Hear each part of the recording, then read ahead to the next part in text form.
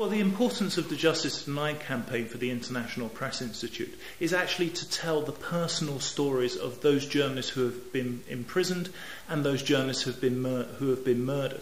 The idea is that by telling the story of the imprisoned journalist, by telling the story of the murdered journalist, you're actually trying to put pressure on those governments to release the journalist or to actually find out who murdered the journalist. Rodolfo Rincon was an important journalist in terms of our Justice Denied campaign for trying to find out what happened to him in Mexico.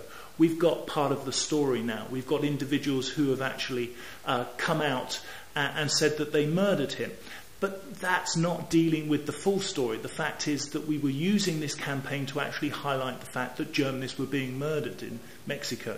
And it's going to take a fresh commitment from the Mexican authorities to go forward and to try and ensure that there's no repeat of this case and the many other cases that have happened over the last decade. I think you're now looking at around 42 journalists that have actually been murdered since the year 2000. I mean, those are appalling figures in terms of a country that seeks to sort of be an open democracy.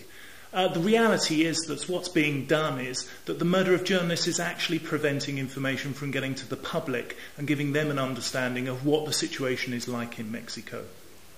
It's actually easier to murder journalists.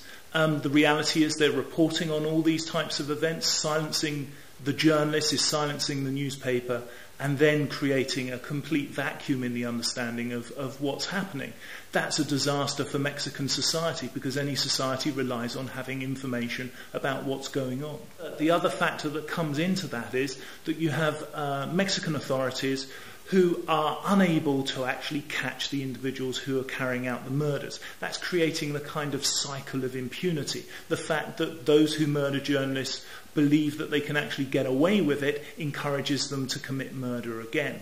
And I think that's at the foreground, and at the background of Mexican society you have these problems with the drugs and the corruption, which are also causing or fueling the issue as well. You have to break into this circle of impunity that actually exists.